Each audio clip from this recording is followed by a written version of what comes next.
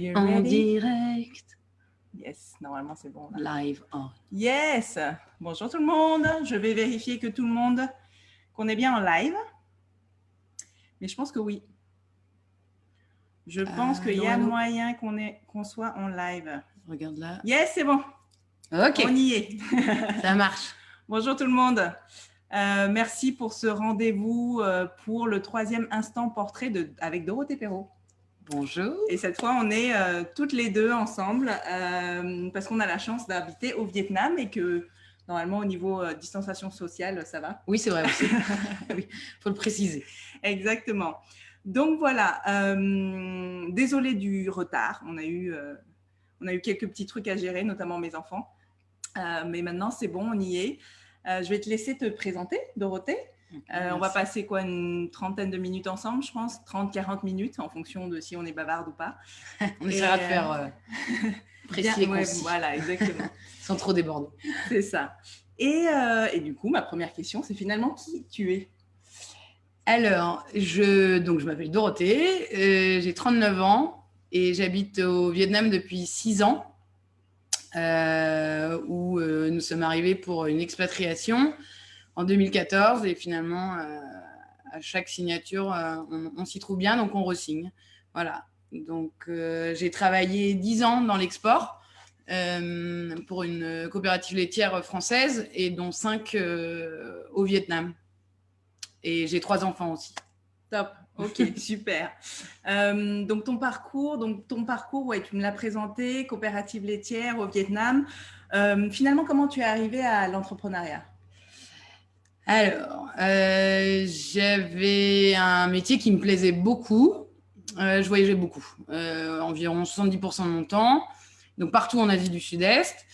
Mais je trouvais que j'avais beaucoup de points positifs dans le métier, dans le quotidien, mais il y avait quand même des choses qui me bloquaient. Je n'arrivais pas à savoir, mais j'étais épanouie, mais pas pleinement, on va dire. Okay. Voilà. Alors, je vois qu'il y a des personnes qui nous ont envoyé des petits messages. Il y a Clémentine, Audrey, Clémence, Vanessa, Marilyn. Merci les filles. Bonjour à toutes. Ok, très bien. Et finalement, ma question, c'est quel a été ton déclic finalement pour te lancer dans ce projet d'entrepreneuriat? Donc, j'ai eu un 3e bébé qui m'a permis d'avoir un temps plus long, un temps de pause en fait. Je me suis dit que le rythme que j'avais était difficile à combiner perso et pro. Donc ça, c'était une des premières questions. Vers décembre-janvier. Donc ça, je dirais que c'était mon déclic 1. Et puis, il y a eu déclic 2. C'était quand même la pandémie et qu'on se retrouve finalement tous ensemble pendant plusieurs mois, mari, femme, enfant. On s'est dit que c'était quand même assez sympa de ne pas courir après nos avions, d'avoir des journées plus équilibrées, je dirais, et de s'épanouir en famille. Voilà, je me suis dit que le retour serait compliqué et que je n'arriverais plus à trouver l'épanouissement total dans mon métier d'avant. Donc voilà, donc je dirais déclic 1, c'était une arrivée, un bébé, et puis déclic 2, c'était oui, le Covid, clairement. Ouais, de rester ensemble, en fait, de changer notre rythme de travail. Ok. Ouais, c'est souvent le déclic enfant, que ce soit pour les hommes ou les femmes, c'est le premier déclic. Ouais. Moi, j'ai pas eu pour les 2 premiers. J'ai continué, les gens comprenaient pas trop, mais moi, je voyais pas le problème. Puis bon, à 3, j'ai dit bon, si, en fait.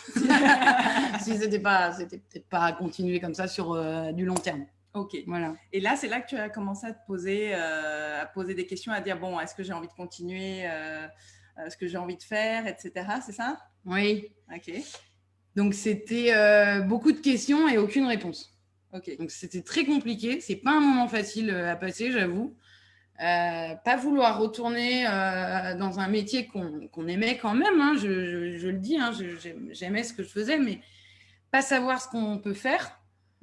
Et puis, ça faisait certaines années, moi, que j'étais dans la même entreprise, différents postes, mais c'est pas pour mettre ce mot un peu qu'on entend beaucoup, mais mine de rien, cette fameuse zone de confort où on se dit on connaît tout, c'est super. Bon, et puis on s'épanouit moins, où il y a moins de challenge. En fait, c'était ça. J'avais plus assez de challenge pour moi. Donc voilà, donc je le dis clairement, je pense que j'étais un peu perdue professionnellement. Donc j'ai cherché, est-ce que je devais apprendre autre chose, est-ce que je devais me former, est-ce que je devais me faire coacher. Ce mot-là, je trouvais qu'il voulait tout et rien dire. Ouais, je me souviens que tu étais venue en disant, bon, je veux bien que tu m'expliques ce que tu fais parce que je suis un peu sceptique, quoi. J'y croyais pas, hein. Franchement, j'y croyais pas. Je trouve à toutes les sauces. On est d'accord. Voilà. On est d'accord. Et puis, tu m'as parlé de bilan de compétences. Là, j'ai un peu fait... Oui, ça dépend pourquoi. Ouais, bon, après, les bilans de compétences, ça peut être utile si tu as envie peut-être, allez, on va dire, de rester dans une structure, dans la même structure professionnelle et tu as envie d'évoluer éventuellement, ou tu as envie de rester salarié, etc. Mais quand tu poses des vraies problématiques qui sont liées à une envie d'entrepreneuriat ou autre, c'est pas forcément la bonne chose. En tout cas, les oui, puis j'avais envie de changer d'organisation, donc d'emploi du temps, voilà. Donc, j'avais envie d'un gros changement. Donc, c'est vrai que grâce au démarrage, aux premières questions que tu m'as posées, parce que oui, j'ai été coachée par Madame Corinne Vune. C'est un peu comme le premier déclic du changement. En fait, il y a eu un déclic par ta question.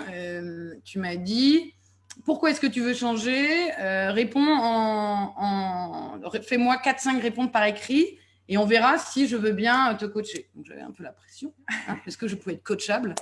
Et après, bon, ça vient vite en fait, les réponses quand on les écrit. Donc ça, c'était super. Je me suis dit, oh, c'est déjà pas mal ça. Ça me permettra d'avancer. Et puis, quand on a fait la séance 1, ce que j'ai adoré, c'était se dire ce qui est fait. L'expérience d'avant, le bien-être, le mal-être, il est là. Et moi, ce que je veux, enfin, moi, Corinne, coach, ce que je veux, c'est qu'on aille de l'avant. Donc, on focus sur l'avant. Et là, je me suis dit, oui, effectivement, pour démarrer tout type de projet, c'est super, en fait, d'être aidé, d'être accompagné comme ça. De réfléchir, et séance 1, séance 4, de toutes les séances et d'avoir du temps aussi. Parce que pour moi, sans le temps, on ne peut pas y arriver. Oui, non, complètement. Voilà. Complètement. D'où l'intérêt d'espacer un peu les séances pour prendre ce recul et pouvoir réfléchir et pouvoir réajuster. On va dire digérer quelques prises de conscience, etc. Voilà, complètement. Donc, en fait, ce que tu me dis, c'est que voilà, les difficultés que tu as eues au départ, finalement, le coaching t'a permis de les dépasser ? Oui, complètement. Ok. Je pense que sans coaching, je n'aurais pas su comment démarrer et puis comment continuer à amener que le projet il se finalise, en fait. Parce que ça dépend, je pense, des tempéraments des gens, mais moi, j'avais besoin, sans qu'on structure mon propre projet, mais plutôt des questions qui fassent avancer, je dirais aussi, dans le coaching, qui fassent avancer dans le quotidien du projet, mais finalement, qui fassent grandir aussi la personne. Parce que je pense que j'étais... à un moment, trop d'années, à mon sens, dans une entreprise, on est dans une bulle et s'en sortir, c'est très difficile, je pense. C'est pas facile. On perd un confort, on perd une sorte d'image de nous-mêmes. Et en sortir, en fait, j'ai trouvé ça fabuleux parce que après, dans la construction du projet, j'étais plus forte, j'avais plus confiance en moi, j'allais plus vers... des gens qui pouvaient m'aider, avoir des experts un peu à tout niveau. Et oui, il y a aussi une sorte de reprise de confiance en soi sur un autre métier, en fait, où on croit que qu'est-ce qu'on peut faire après, la fameuse question. Voilà. Et Alors, on n'a pas dit encore ce que tu faisais à tout le monde, même s'il y a Secret. même s'il y a beaucoup de gens qui nous suivent, je le vois, là, qui On a sont un au courant. teaser. Finalement, tout ça t'a amené à faire quoi? Le projet? Ouais. C'est là que... Alors, j'avais un peu une idée difficile, on va dire, en cette période de pandémie. J'avais envie de créer, j'ai eu envie, puisque c'est fait, de créer une agence de voyage spécialisée dans les séjours pour les familles. En pleine pandémie. Voilà, au Vietnam. J'ai une amie qui m'a dit, c'est comme si tu avais décidé de vendre des glaçons sur la banquise. C'est un peu vrai, en fait.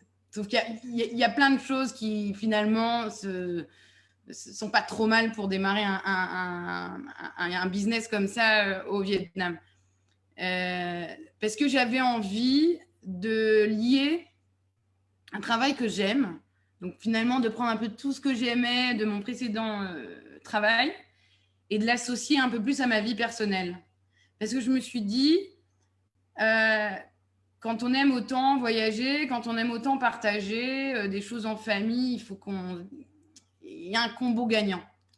Alors, je me suis dit, si on peut voyager au Vietnam avec des enfants, nous, on les amène partout, pourquoi je ne ferais pas des itinéraires personnalisés? Parce que ça, je trouve génial de personnaliser, où aujourd'hui, tout est en masse, en créant des choses vraiment pour chacun. Alors, j'ai décidé aussi, dans les itinéraires que je propose, j'ai décidé de les matérialiser par des carnets de voyage. Alors, ça existe, hein.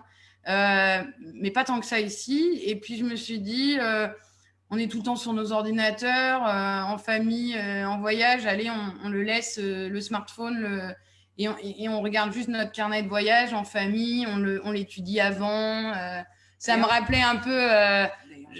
ouais, voilà. Donc, ça s'appelle Chum Chum Travel. Chum Chum, ce sont des remboutants. Le mot est moins joli en français, hein, j'avoue.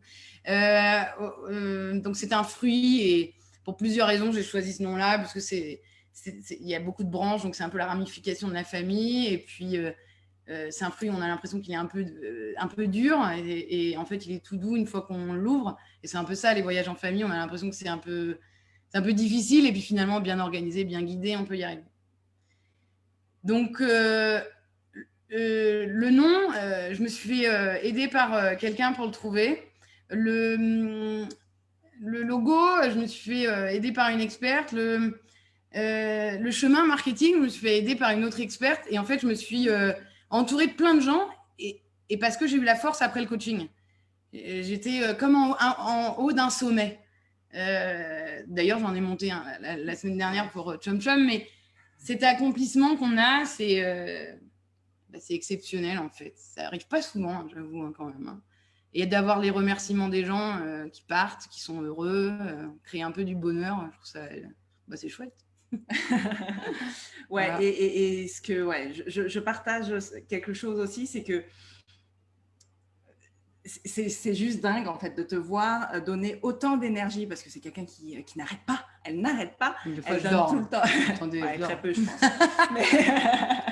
mais qui n'arrête pas de donner autant d'énergie pour sa famille, pour les autres, pour ses amis, pour son entourage, et qui est hyper heureuse, et pour son nouveau job maintenant, et qui est super épanouie, et qui s'éclate, quoi. Et mais vraiment, qui n'arrête pas. Quelquefois, je me dis, mais comment elle fait, Dorothée, pour vivre je suis un peu tombée dedans, petite. J'ai un peu d'énergie, j'avoue. Mais j'ai récupéré de l'énergie. Ouais. Même si certaines personnes vont dire quoi. Non, j'en ai récupéré grâce... finalement, en m'étant posée quasiment une année en m'occupant plus de ma famille, en étant plus à la maison, et les breaks, je crois que ça fait du bien, même si c'est pas beau sur les CV, entre guillemets, même si des fois on a peur que ça fait pas professionnel. Mais je pense que la réflexion, elle est primordiale dans toute nouvelle création de projet. Et je crois que chacun, parce que ce projet-là, il était vraiment au fond, là. Et il est venu, J'allais te poser la question, ouais. Finalement, est-ce que tu aurais imaginé que c'est ce projet-là que tu allais créer? Parce que je me souviens. Non, j'avais d'autres, mais, ouais, moins. Qui en avait plein d'autres aussi. Ouais, il y en avait d'autres, mais il y en avait qui étaient un peu plus liés. Finalement, je travaillais dans l'agroalimentaire, donc il y en avait qui étaient plus liés à la nourriture, en me disant, ah, j'ai une expertise, puis finalement, bon, c'était pas ça. Je voulais un projet qui rassemble, je voulais créer des partenariats avec plus locaux aussi, parce que un mal pour un bien, on est bloqué dans un pays, bon, ben, autant utiliser toutes les compétences et créer des choses plus locales. Et moi, je trouve que le partenariat que je peux créer aujourd'hui, c'est vraiment ce qui me fait le plus plaisir dans le travail. Et c'était ça aussi que j'avais dans mon précédent travail. Donc, il y avait quand même des choses positives. Il y a des choses que je transpose. Hein. Je n'ai pas fait un delete, un erase. Non, je n'ai pas tout annulé. J'ai juste pris le bon et je l'ai mis dans quelque chose que je croyais beaucoup. Ouais. Et puis quand on croit... Ben... Ouais, c'est un peu ce que j'ai partagé il y a quelques jours. C'est-à-dire que finalement, le bonheur est la clé du succès et pas l'inverse, quoi. Voilà. C'est quand on fait quelque chose qui nous plaît. Bien sûr, on ne dit pas que c'est tous les jours facile, que ce soit de se lancer dans un projet. Ça paraît là. Ah, oui, voilà, on est d'accord. Hein, on n'est pas dans un monde de bisounours. On ne dit pas que c'est facile. Mais en fait, on trouve l'énergie en nous pour surmonter finalement, je pense, ces obstacles. Tu m'arrêtes si je me trompe. Pour surmonter tout ça. Et ouais, et on trouve toujours, c'est ça qui est fou, c'est qu'on trouve, quoi qu'il arrive, des ressources dans chaque obstacle et on avance et finalement, ça arrive. Et là, je pense que tu peux partager le fait que tu es, OK, tu as ouvert une société de tourisme en plein Covid. Même les Vietnamiens le truc hyper logique. Et finalement, comment ça se passe? Je crois que ça se passe plutôt bien. Non, c'est bien, oui, c'est même très bien. Ça a bien pris. Ici, on appelle ça des soft openings. Donc, c'était octobre. Et puis là, Noël, c'est pour ça que je reprends l'expression, c'est un mal pour un bien. On ne peut pas rentrer chez nous pour différentes, enfin, à cause du Covid, parce que rentrer, c'est compliqué au Vietnam avec la quarantaine. Donc, tout le monde a envie d'explorer le Vietnam, mais aussi de façon un peu plus authentique. Et je trouve ça beau déjà que les gens veuillent y aller de cette façon et de voir un peu le vrai du pays. Donc, moi, je viens en experte sur ce domaine, à proposer de 1 jour à 2 semaines, tout compris, et satisfaire la demande, mais aussi être force de proposition sur des choses qui ne sont pas ou peu connues. Donc, oui, pour Noël, là... finalement, c'est moi qui vais le plus sur mon téléphone pour Noël. S'il y a des problèmes, j'espère qu'il n'y en aura pas. Mais oui, il y a eu pas mal de familles qui ont adhéré au projet et qui ont dit « Ah, c'est bien comme projet ». Et les retours font que j'ai pu me reconnecter avec ma fille ado pendant la rando parce qu'il n'y avait pas de connexion. Ben oui, c'est super ça. Ou j'ai réussi à faire 15 km de vélo en famille. C'était un challenge pour nous. On a eu plein de beaux souvenirs. Ben, parfait, c'est bien mieux que de rester à la maison, je dirais. Voilà, donc les choses qui peuvent paraître difficiles, des fois, ça nous enrichit aussi. Ouais, complètement. Du coup, j'ai envie de te poser la question. Ouais, c'est normal. Il y a toujours des petits blocages, je crois. Je crois que tout le monde, ça doit être encore bon. Hein. Normalement, ça doit être bon. J'ai envie de te poser une question, c'est-à-dire finalement, comment tu construis ces parcours de voyage, ces carnets de route, tu vois? Parce que je pense qu'il y aura ce genre de questions. Comment je les construis? Ouais. Ben, comme on construit un peu un projet avec toi.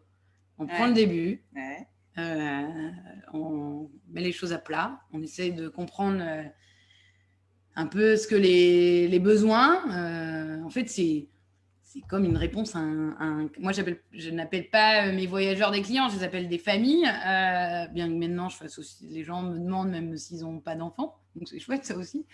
Non, il faut comprendre les besoins de chacun, les contraintes, les envies, les familles. Moi, je fais un peu un jeu de cette famille en ce moment. J'ai les familles trekkers, les familles aventurières, les familles relax, les familles tongs, pour pas dire pantouflardes, mais voilà, et on fait au rythme de chacun. Et finalement, c'est aussi un peu ce que je voudrais dire. C'est aussi ça, partager des bons moments en famille, c'est être au rythme de chacun, Il y en a qui aiment aller vite et tout faire. Il y en a qui aiment se poser, faire un peu. Donc voilà, c'est un peu... Et puis je valide tout. Donc en famille, quand on peut, avec les petits. Mais le plus grand n'a que 5 ans. Et puis quand c'est trop dur, finalement, j'ai la chance de voyager seule. Et j'avoue, c'est assez agréable de reprendre le sac à dos, les bateaux à 5 heures du matin ou les levées du soleil. Ouais, c'est bien. Puis c'est des belles rencontres ici. Des gens assez exceptionnels. Ouais, voilà. Chouette, chouette. On arrive vers la fin, je pense, de notre échange. J'aurais juste une question. Ouais. Finalement, si c'était à refaire. Si c'était à refaire, 300%, je referais. Ouais. Aucun regret, aucun. Non. Aucun. Je me dis peut-être ça, pas tous les jours, mais quasiment tous les 2 jours. Non, j'ai la chance maintenant de faire un projet qui me correspond vraiment. Et c'est pas facile de franchir le pas.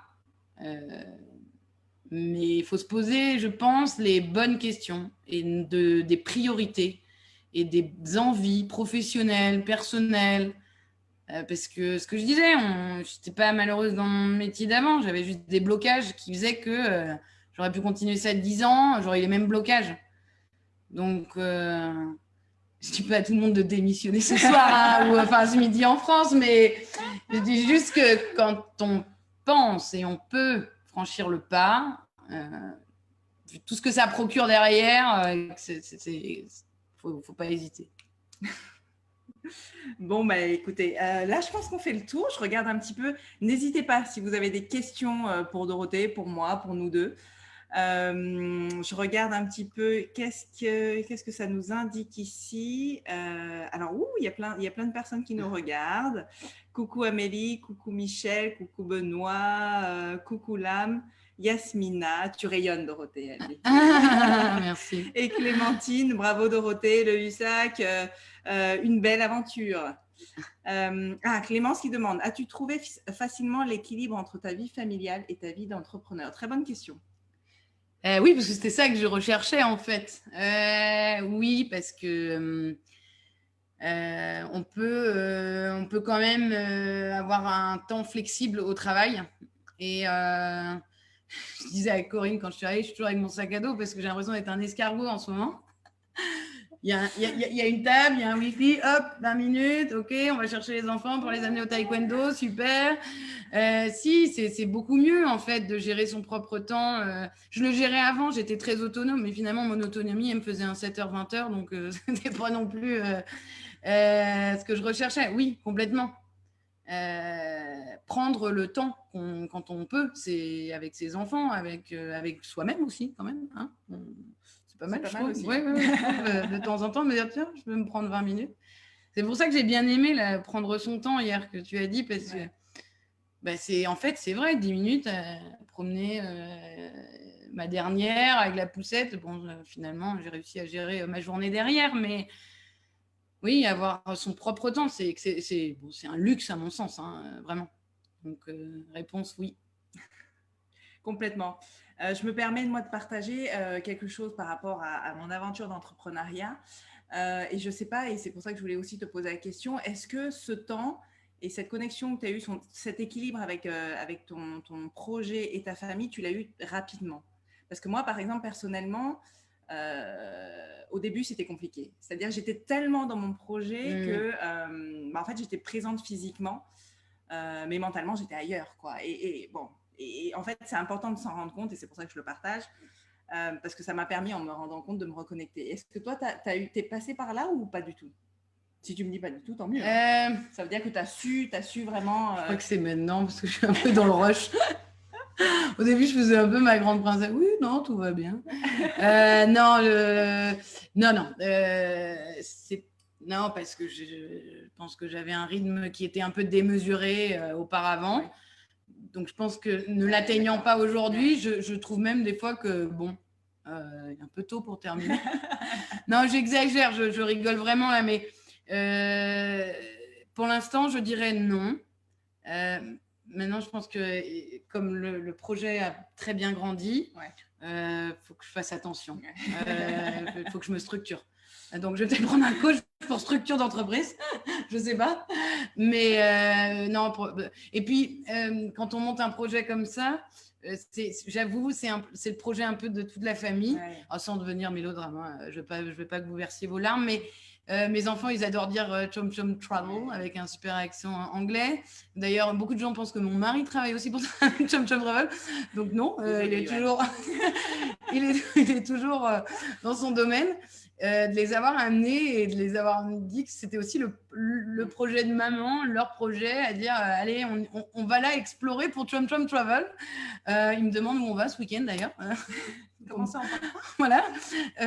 Donc, non, après Noël. Mais il y a beaucoup plus de compréhension aussi si je m'absente pour le projet, parce que je pense que c'était mieux expliqué. Ils comprennent mieux aussi.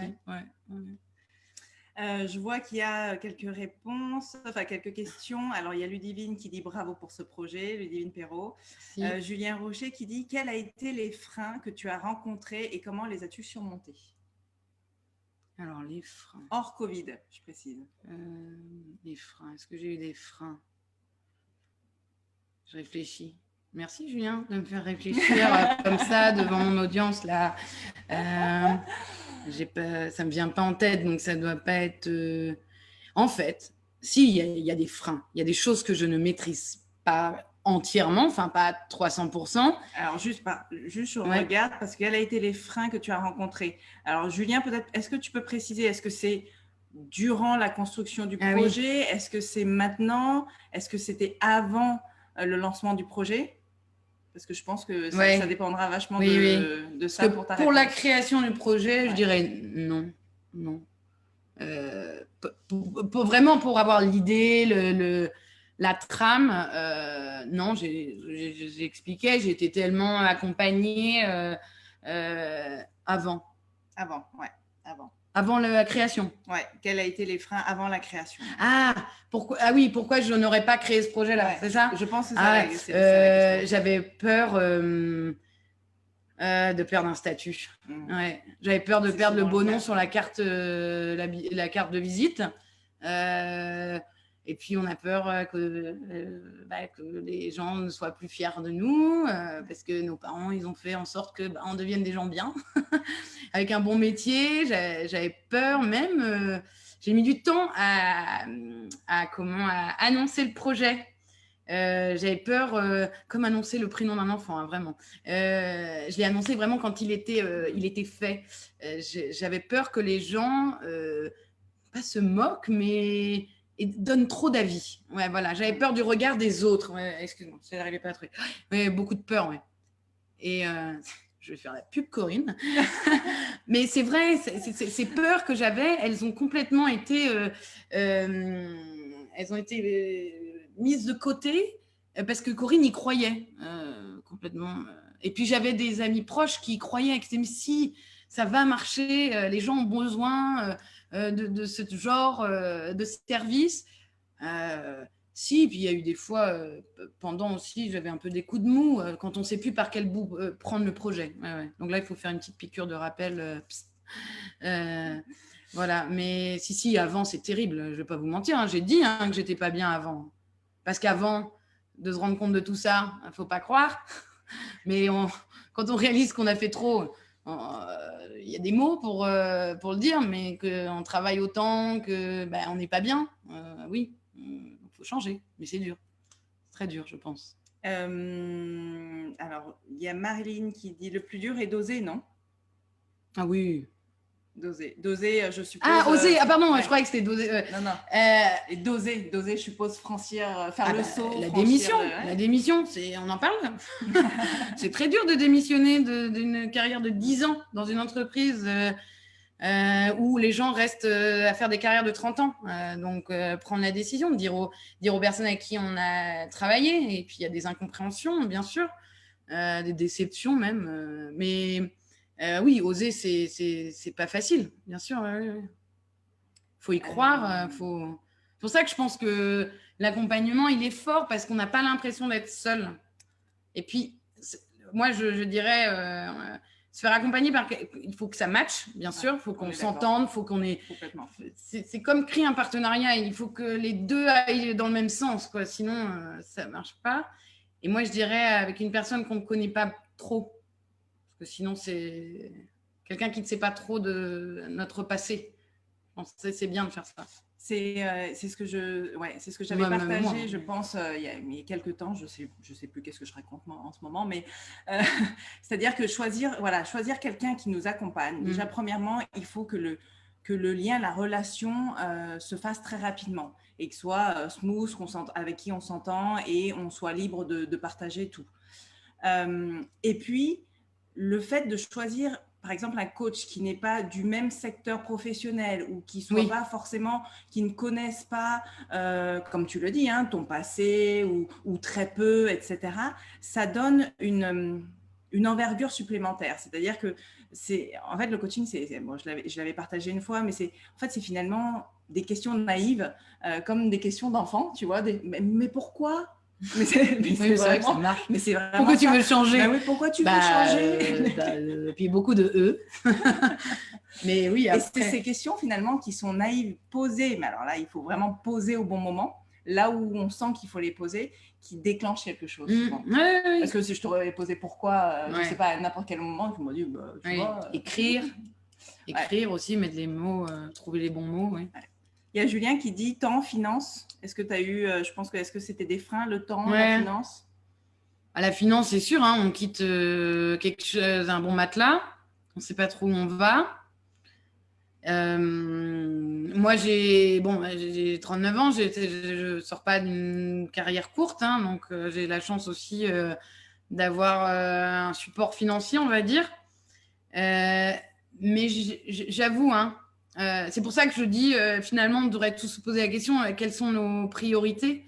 Bien sûr, on a tous besoin de vivre dans un endroit correct, on en a besoin, mais je me suis même dit, à un moment, c'est pas si grave si je n'ai pas le même salaire d'avant, parce que l'épanouissement que j'ai aujourd'hui, comme un rainbow, un arc-en-ciel, me dit souvent une amie, mais il a aucun prix. Et j'ai même dit, et si ça marche pas, c'est pas grave, parce que j'aurais tellement appris entre juin et novembre, c'est 5 mois, hein. C'est rien. Ben, ça vaut tout l'or du monde. On ressort grandi et on a le droit à l'échec. On a le droit d'entreprendre. J'ai une carrière derrière moi, je pourrais sûrement, on ne sait pas demain où on va aller, ou Covid, ou l'expatriation, ou quoi. Mais oser, c'est dur, mais c'est tellement enrichissant et c'est top. Et puis finalement, juste je reviens sur le mot échec. Est-ce que c'est un échec parce que tu dis finalement que quoi qu'il arrive, tu auras tellement appris. Oui, ça te oui. Donc il n'y a plus d'échec. J'imagine que ça te servira après, quoi. Ouais. Voilà, c'est ça. On m'a dit il faut apprendre, il faut continuer d'apprendre. Quelqu'un m'avait dit ça et j'étais là. C'est vrai. Je pense qu'il faut apprendre toute sa vie. Voilà. Et on continue quoi qu'il arrive. Parce que je pense que la vie actuellement n'est pas linéaire, peut-être pas comme avant. Et quoi qu'il arrive, on apprend, qu'on soit obligé ou pas. On apprend. Je vois Sabine qui te dit « Coucou Dodo, félicitations pour ce beau projet ». Merci Sabine. Marilyn qui dit « Tu parles de l'importance d'être accompagnée, d'être entourée de compétences. Pas trop difficile d'être seule comme entrepreneur. Plus de collègues, plus d'associés. » 3 petits points. Alors, dans mon précédent travail, j'ai ouvert un bureau sur l'Asie du Sud-Est et j'ai travaillé 4 ans seule avec des équipes en France. D'où la saturation hein, par la suite. Donc, j'ai l'habitude de travailler seule, j'avoue. Mais ici, je parlais de partenariat, je parlais d'équipes amicales, hein, entourées. J'ai l'impression… Finalement, moi, j'ai l'impression d'avoir une directrice marketing. J'ai aussi une directrice artistique. En fait, je travaille avec beaucoup de gens. Je vois des gens tous les jours. Je cherche des partenariats locaux. Donc, je fais des très belles rencontres d'une jeune génération vietnamienne qui donne envie, qui rayonnent du projet parce qu'ils sont très fiers qu'une étrangère, finalement, soit là depuis 6 ans et leur amène… des voyageurs, mais un autre type de voyage. Et donc, ces partenariats-là, c'est comme des collègues, en fait. C'est une sorte de c'est partenariat plus, on va dire. Et puis, je rajouterais, moi, du coup, aussi par rapport aux différents partages que j'ai vus et les interviews précédents, on se sent, même si on est entrepreneur et en solo, on est tellement finalement soutenu parce que le projet qu'on porte est un projet de cœur, oui. Franchement, on n'a pas l'impression d'être seul. Oui, quoi qu'il arrive, c'est-à-dire la famille est derrière, les amis sont derrière, les partenaires sont derrière. Famille. Enfin, voilà. Et puis après, c'est vrai que toi, tu as une force. Dorothée, elle a eu vraiment elle a des énormes ressources intérieures pour avancer, une énergie, enfin vraiment toutes les compétences nécessaires, mais aussi elle a des ressources extérieures qui sont hyper présentes. Oui. Et elle sait s'entourer aussi, tu vois, de personnes, voilà, j'ai appris, je savais pas. Ouais. Non, j'avoue. Et quand une amie m'a dit qu'il a monté une entreprise ici, elle m'a dit, elle est partie il y a 2 ans, mais quand tu crées quelque chose ici, les gens vont être fiers de ta création, donc ils vont t'aider. J'y croyais pas du tout. C'est comme le coach. Mais moi, je mets du temps à croire les gens. C'est comme. Donc voilà, et elle avait complètement raison.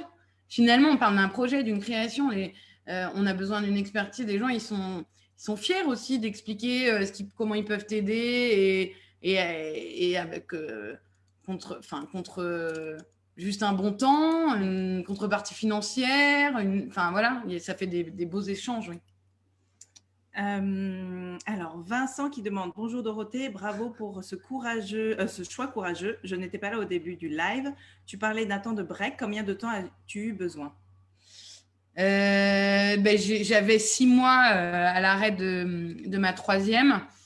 Et donc, bon, là, je ne pouvais pas retourner. Donc, j'avais redemandé 6 mois d'autres break. Mais ça faisait 1 an. Et c'est au bout de... c'était en mai, donc 8 mois, 10 mois. 10 mois de break vraiment où là, j'ai dit, il faut un changement. Avant de retourner, j'ai pas arrêté et démarré le projet. Je l'avais démarré avant la date de reprise. Donc, mais après, moi, c'est 10 mois. Déjà, j'avais une grossesse, voilà, donc il faut accumuler. Hein, c'est un peu de fatigue. Puis une 3e, c'est plus fatigant. Donc, si j'ai bien compris, donc tu as eu ta grossesse, tu as eu 10 mois d'arrêt avant de lancer ce projet-là. Oui. Et l'accompagnement, tu l'as commencé au bout de combien de temps? L'accompagnement, si, mais en fait, j'ai eu le projet un peu en tête vers le 8 mai et j'ai démarré mon coaching vers le 12 mai. J'ai dit, bon, il faut un changement. Corinne, voilà. Et après, c'est allé assez vite. Parce que j'avais le temps aussi, j'avais pas un autre métier à côté, donc j'avais entre guillemets que ça à penser. Mais bon, c'est un bon chamboule tout. Faut pas croire. Ça fait des émotions, des montagnes russes. Marilyn qui dit des collègues qui ne râlent pas. Voilà, chut. Anne-Laure qui demande impact du Covid. Pour nous, c'est good impact. Pour nous, on n'a pas le droit. On n'a pas le droit de dire que c'est bien parce que c'est pas bien partout. Non, la chose c'est qu'ici ça a été vite maîtrisé pour les gens qui regardent de France. Et puis on a, alors c'est vrai, je vais pas dire, alors c'est pas un frein, mais bon, par contre quand il y a Covid au Vietnam, on est bloqué. Donc il faut prendre ce risque. Pour l'instant ça va. C'est pas que je marche sur des œufs, mais s'il y a un relan de Covid, bon, c'est sûr pour mon affaire, ce n'est pas le mieux parce qu'on ne peut plus du tout bouger et on ne pourra plus voyager. On va se dire qu'on va rester positif, le vaccin arrive. Et j'avoue, ils ont une force de frappe ici qui est assez exceptionnelle. Donc, c'est pas pour faire de la politique, mais voilà. Donc, l'impact est favorable ici. Pour moi. Ouais, parce qu'on n'a pas ces confinements, on n'a pas toute cette distanciation. On a eu, mais quand il y a eu des cas. Ils l'ont pris très tôt. Et puis maintenant, au lieu d'aller voyager, découvrir les pays de la zone, comme ce que je n'ai pas précisé, beaucoup de mes familles sont internationales. Je dois avoir 70% français et le reste international. J'aimerais bien avoir des Vietnamiens, mais je pense que ça va arriver aussi. Et on reste, on ne peut plus sortir, donc forcément, on a plus envie de découvrir, oui. Je reviens sur les risques à prendre parce que finalement, même quand tu changes de boulot, tu vois, dans la même boîte ou dans une autre boîte, lorsque tu passes d'un boulot à un autre, il y a des risques. Oui. Parce que tu ne sais pas si ça va marcher. Bien sûr. Donc, quoi qu'il arrive, c'est ce que j'ai envie de dire, que l'entrepreneuriat ou prendre un nouveau poste dans une société ou dans la même société, mais dans un autre poste, il y a des risques. Donc, il y en a toujours. Oui, voilà. Tu vois, il y en a toujours. Et c'est vrai que c'est un point que je n'ai pas parlé, mais en fait, je ne voulais pas retourner dans un poste similaire, dans une autre entreprise. Ce risque-là, je trouvais qu'il était, pas intéressant. Alors, j'ai dit, il faut un changement. Voilà. Alors, j'ai une autre question. Comment bien choisir son coach? Alors, tu l'avais un peu partagé avant déjà, mais selon toi, comment bien choisir ton coach? Je pense que c'est assez personnel et assez... Tout à fait. Personnellement, je ne veux pas dire que je valide vite les gens, mais j'ai un feeling qui est go or no go. Que ce soit pour le travail. J'aime bien ce qu'ils disent ici au Vietnam. Finalement, ils disent j'ai envie de travailler avec toi parce que je t'aime bien. C'est un peu enfantin, mais c'est pas faux. Finalement, quand on aime bien les gens, on a envie de leur rendre service, on a envie de bienveillance, chacun est dans la même lignée, bah ça roule. C'est simple. Dans le coaching, c'est pareil. Déjà, quand on pose les bonnes questions, on sent que la personne derrière, elle va t'aider. C'est des questions un peu... Puis le coach, c'est compliqué, tu pourrais mieux en parler, mais il y a tellement de coaching. Je vais être méchante quand je vais dire sur tout et rien. Un coaching de bien-être, un coaching de kids, un coaching de ceci, d'être bonne maman. Ça n'a rien à voir. Moi, j'ai voulu avancer dans ma carrière, donc j'ai pris un coach professionnel. Voilà, j'allais dire, je dis bien le mot. J'ai pris un coach professionnel parce que j'avais envie d'aller de l'avant. Mais il y a tout type de coach. Oui, pour revenir du coup à la question comment finalement bien choisir son coach, comme tu le disais si bien, il y a, et je le dis souvent, quelquefois je peux paraître un peu, bon bref, je le dis souvent, il y a de tout et de rien. Il faut le reconnaître. Dans le métier, il y a vraiment de tout et de rien. Il y a des coachs, comme tu le disais, nutrition, styliste. Même si, je vais vous dire, j'ai fait et aussi ça, j'ai fait des choses, je voulais de la nouveauté. Je suis allée voir une coach nutritionnelle qui nous apprenait à faire, à manger différemment. C'est vrai. Eh bien, en fait, quand on a envie d'apprendre des nouvelles choses, même ça m'a procréé un bien fou. Je me suis dit, tiens, je vais faire des chips de canne. Bon, c'est juste pour vous dire, les personnes, ce qu'elles dégagent au téléphone ou en vrai, vous verrez tout de suite si ça va coller. Il faut que ça colle. Il faut que ça colle. Voilà. C'est le mot le plus... C'est la phrase la plus importante. C'est-à-dire, qu'importe finalement, bien sûr, c'est mieux quand une personne a fait toutes des études pour ça, etc. C'est quand même mieux. Mais finalement, presque qu'importe la personne. Ce qui est plus important, c'est... Enfin, qu'importe les études, pardon, pas qu'importe la personne. Ça y est, je suis fatiguée. C'est finalement le lien et le feeling que tu as avec la personne. Voilà. C'est-à-dire, si ça ne matche pas, il ne faut pas se forcer. Même si tout le monde vous dit non, mais cette personne est vachement bien, etc., il ne faut pas se forcer quand ça ne matche pas. Oui. Et puis, juste une précision sur le coaching pratiqué par... l'essence même du coaching, c'est quoi? C'est vraiment, on ne donne pas de conseils. Oui. Un vrai coach ne donne pas de conseils, ne donne absolument pas de conseils. Sinon, c'est un ami, sinon, c'est un conseiller. Un bon coach ne va pas te former. Un bon coach ne va pas te dire quoi faire. Donc, ce n'est pas un consultant. Un bon coach ne va pas aller dire « Oh, ma pauvre, tu es malheureuse, ton passé, machin ». Ce n'est pas du tout ça. Un bon coach, c'est comme tu le disais au début, c'est on va viser un objectif. Tu vas choisir ton objectif. On le vise et on avance. Et moi, mon boulot et les boulots de bon coach, c'est juste poser des questions. Mais des bonnes questions au bon moment qui te permettent d'avancer. Est-ce que c'est comme ça que tu l'as ressenti? Oui. Et d'ailleurs, je me suis dit, je dois tout faire toute seule. Ouais. C'est pas mal. En fait, c'est vachement bien le boulot de coach. En fait, on fait rien. Bon, ça ne fait pas grand-chose. Mais c'est ça. Les réponses, elles doivent venir de nous-mêmes. Alors, au début, j'avoue, c'est pas facile. Et puis, on a envie de se faire un peu mieux accompagner dans le sens où on a envie de répondre pour soi. Mais ça ne marche pas comme ça. Et finalement, c'est très, très bien, cette façon de faire. Comme quoi, dans toutes les crises, il y a des opportunités. Toujours. toujours. Oui. Dans toutes les crises, dans tous les problèmes, il y a toujours des opportunités à saisir. Est-ce que vous avez d'autres questions? Parce que là, on a pas mal papoté quand même. Hein. Et puis, je crois que tu as d'autres projets après. Je crois qu'on a fini. Je vois plus de questions. Super. Merci. Merci à vous. Merci d'avoir été là, d'avoir été nombreux, d'avoir posé des questions, d'avoir interagi. Je mettrai le lien Chom Chom Travel et puis le lien de Dorothée, son site, enfin tout en dessous de la vidéo. Et puis si tu veux la repartager, tu peux la repartager. À bientôt. À bientôt, au revoir. Merci à vous.